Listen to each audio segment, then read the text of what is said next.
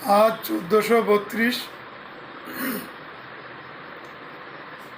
অর্থাৎ 14, 4 × 1 = 5, 32, 3, 2, 5। এই 5 অর্থাৎ বুধের সমাহার, আর 5, 5, 10 অর্থাৎ 1। এটা রবির প্রভাব নির্দেশ করে। সুতরাং রবি এবং বুধের প্রভাব বেশি থাকবে এই বছরে। তাই রবি এবং বুধের কৃপায় তোমাদের ব্যবসা বাণিজ্য, সুখ শান্তি আনন্দ সব কিছু বর্ধিত হোক। আমি ঈশ্বরের কাছে এই প্রার্থনা করি, সবাই ভালো থাকো, ভালো আছো, ভালো ছিলে। এইবার এই যে 32 সাল, এই 32 সাল আমাদের জ্যোতিষ হিসাবে বিশেষ কিছু ভালো না। তার মধ্যে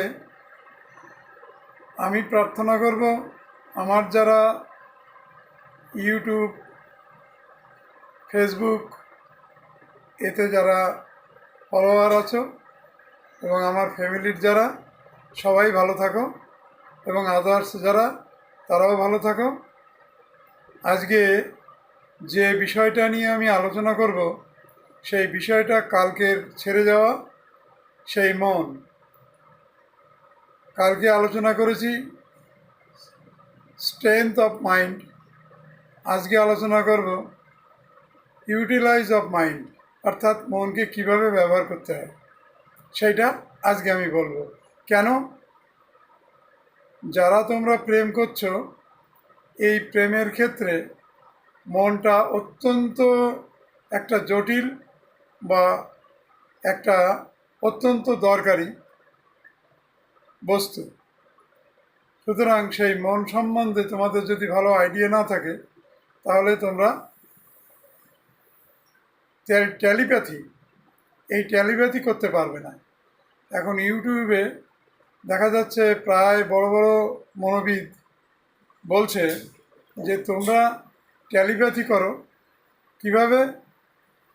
মনোসংযোগ করো। যে মেয়ে বা যে ছেলেটাকে তোমরা টেলিপ্যাথি করবে, চোখ বুজে তাকে কালেকশান করার চেষ্টা করো। আর চোখ বুজে কালেকশান করে তার সঙ্গে কথা বলো। এই যে যে বিষয়গুলো তোমরা দেখে নিও। এই বিষয়ের মধ্যে একটা কথা বলছে যে তোমরা এই টেলিপ্যাথি করে, সংযোগ করে তোমরা ছেড়ে দাও, লেট গো করো, ভুলে যাও সেই টপিক। যে ছেলে বা যে মেয়েটার সঙ্গে তোমরা কথা বলেছো, প্রেম করেছো, এ সম্বন্ধে টোটাল ভুলে যাও। এখন আমার মনে হয় এগুলো একটা ফাজলামি কথাবার্তা।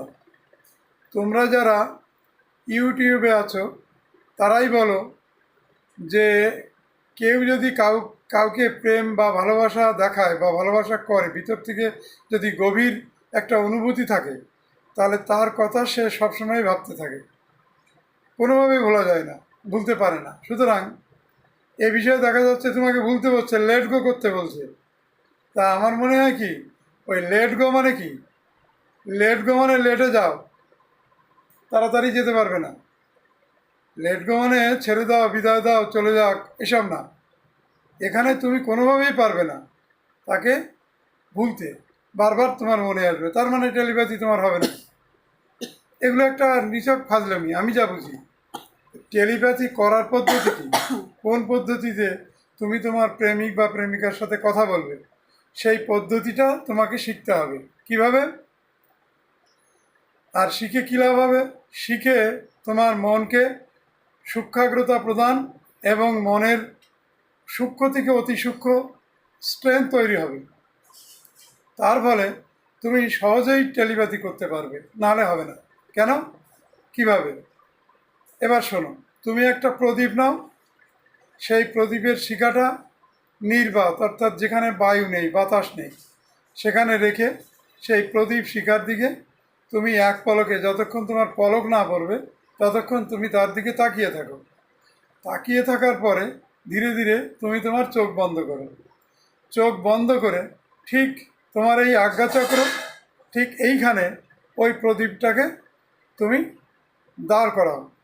এইখানে দাঁড় করাও, যতক্ষণ সে দাঁড়িয়ে থাকে এইভাবে প্র্যাকটিস করো।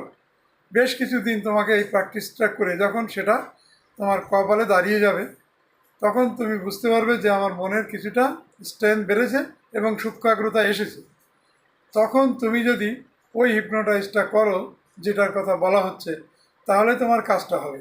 আর তা না হলে তুমি করলে একটু পরে তার কথা মনে হলো, ভুলে মনে করলে, আর তোমার সেই হিপনোটাইজ ভুলে গেলে তুমি ভুলে যাওয়ার পরে তোমার কি হলো, তোমার আর ওই বিষয়ে কনসেন্ট্রেশন আসছে না, না আসার দরুন তুমি একেবারে ওই পারপাসে নষ্ট হয়ে গেলে। ওরা বললো কি যে না না তুমি মনে করেছিলে তাই হলো না। কিন্তু আমার পদ্ধতি অবলম্বন করে ধীরে ধীরে তুমি এই দিকে এগিয়ে যাও, দেখবে তোমার সফলতা আসবে। তাহলে এই যে মন, এই মনটার কত দরকার, কত প্রয়োজন এবং ব্যবহারটা ঠিকমতো শিখতে পারলে কি কি হয়। দ্বিতীয় কথা হচ্ছে কি, যে এই মনটাকে যদি তুমি শক্তিশালী করতে পারো, তাহলে কি হবে, তাহলে তুমি তোমার ইচ্ছা মতো তোমার প্রেমকে তুমি ব্যবহার করতে পারবে।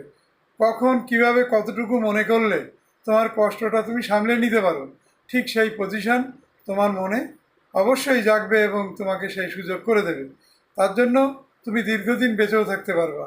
সেই জন্য মনের অগ্রগতি, মনের সূক্ষ্মতা, এটা অত্যন্ত জরুরি। এই কথাটা মাথায় রেখে তোমরা এই প্রচেষ্টাটা শুরু করো। এই বলে আমি আজকে শেষ করছি।